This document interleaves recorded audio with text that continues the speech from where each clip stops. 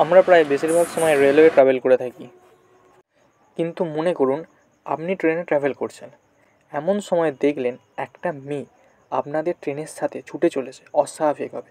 এবার ভাবুন তো আপনার কেমন লাগবে? হ্যাঁ, এটা আপনার সাথে ঘটতে পারে যদি আপনি বেগুনকোদর রেল স্টেশনের পাশ হয়ে যান। তো বন্ধুরা, কি এই স্টেশন, কি এই স্টেশনের কাহিনী, আজকে এই ভিডিওর মাধ্যমে আমরা সেটা জানব। তো ভিডিও শুরু করার আগে আপনারা লাইক অ্যান্ড সাবস্ক্রাইব করে রাখুন। বিশ্বের যেসব স্টেশনে ভূতপ্রেতের আড্ডাখানা, তাদের মধ্যে প্রথম 10-এ রয়েছে এই বেগুনকোদর। আপনারা ভেবে দেখুন, শুধুমাত্র একটা আত্মার জন্য একটি স্টেশন বন্ধ করতে হলে কেমন লাগবে। হ্যাঁ, এটাই হয়েছিল বেগুনকোদরে। প্রায় 42 বছর ধরে এই স্টেশনটি বন্ধ ছিল।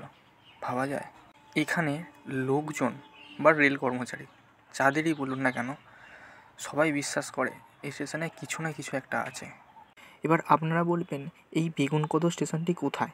পশ্চিমবঙ্গের পুরুলিয়ার নিকট এই স্টেশন তৈরি হয়, যাতে স্থানীয়দের দূরে মেন স্টেশনে না যেতে হয়। এই সময় শোনা যায় যে একটি মেয়ে চলতি ট্রেনে উঠতে গিয়ে কোনোভাবে মারা যায়।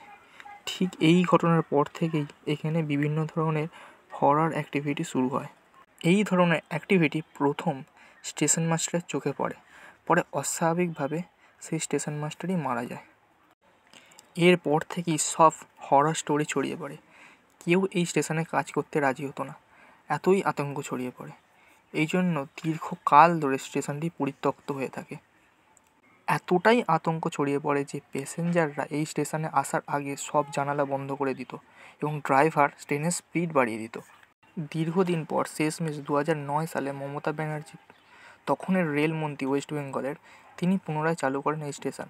বর্তমানে সকালে টুকটাক প্যাসেঞ্জার থাকলেও রাতে একেবারেই এই স্টেশনে